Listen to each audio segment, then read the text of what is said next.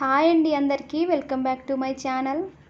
ఈరోజు మరో మంచి రెసిపీతో మీ ముందుకు వచ్చేసాను. అదేనండి రెస్టారెంట్ స్టైల్ బటర్ నాన్. ఈ బటర్ నాన్ని మనం ఇంట్లో కూడా చేసుకోవచ్చు.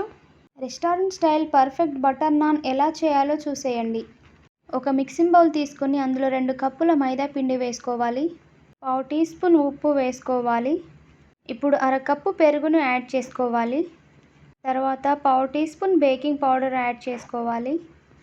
ఇదంతా బాగా మిక్స్ అయ్యేలాగా మిక్స్ చేసుకోవాలి. వాటర్ ఏమి యాడ్ చేయకుండానే ఫస్ట్ ఇలా వీడియోలో చూపిస్తున్న విధంగా పిండిని అయితే కలుపుకోవాలి. కొద్దిగా వాటర్ని చల్లుకుంటూ పిండి మొత్తాన్ని చపాతీ పిండిలాగా ఒత్తుకోవాలి. మనం కలుపుకుంటున్న పిండి ముద్ద అయితే గట్టిగా కాకుండా సాఫ్ట్గా కలుపుకోవాలి. ఇలా సాఫ్ట్గా కలుపుకున్న పిండి ముద్ద మీద కొంచెం ఆయిల్ని వేసి మరొకసారి మంచిగా కలుపుకోవాలి. ఈ పిండి ముద్దనైతే వీలైనంత సాఫ్ట్గా కలుపుకోవాలండి. ఇలా కలుపుకున్న ఈ పిండిని మనం డివైడ్ చేసుకోవాలి. ఇప్పుడు నేను కలుపుకున్న ఈ చపాతీ పిండి ముద్ద నుంచి 5 చపాతీ పిండి ముద్దలను అయితే డివైడ్ చేసుకున్నాను. సో ఇలా డివైడ్ చేసుకున్న ఈ పిండి ముద్దల్ని మనం వీడియోలో చూపిస్తున్న విధంగా ఒక ట్రే తీసుకొని మనం డివైడ్ చేసిన పిండి ముద్దల్ని అందులో ఇలా వీడియోలో చూపిస్తున్న విధంగా పెట్టుకొని దానిపై నుంచి పిండిని ఇలా చల్లుకోవాలి.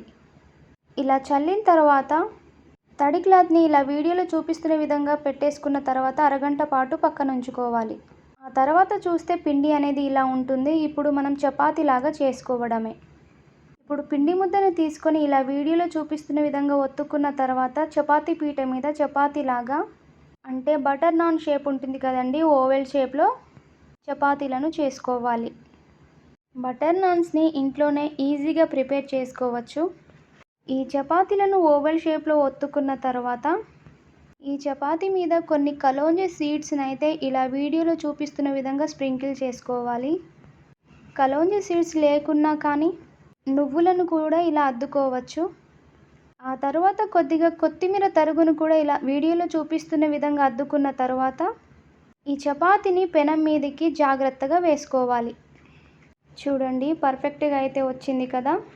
ఈ చపాతీలను ఇలా చపాతీ మీద బబుల్స్ వచ్చేంత వరకు కాలిన తర్వాత చపాతీ పెనాన్ని తిరిగేసుకోవాలి. ఇలా వీడియోలో చూపిస్తున్న విధంగా తిరిగేసుకోవాలి. ఎంతలా అంటే మనం తిరిగేసిన చపాతీ అంతా ఈవెన్గా ఫ్రై అయ్యేంత వరకు. చూడండి ఈ విధంగా ఫ్రై అయ్యిందంటే బటర్ నాన్స్ రెడీ అన్నమాట. పేరు బటర్ నాన్ కదండి, బటర్ లేకుంటే ఎలా. ఇప్పుడు ఒక 1/2 స్పూన్ బటర్ని వేసుకున్న తర్వాత బటర్ కరిగేంత వరకు ఫ్రై చేసుకొని పక్కకు తీసుకోవడమే. చూడండి ఎంత పర్ఫెక్ట్గా వచ్చిందో బటర్ నాన్ అనేది.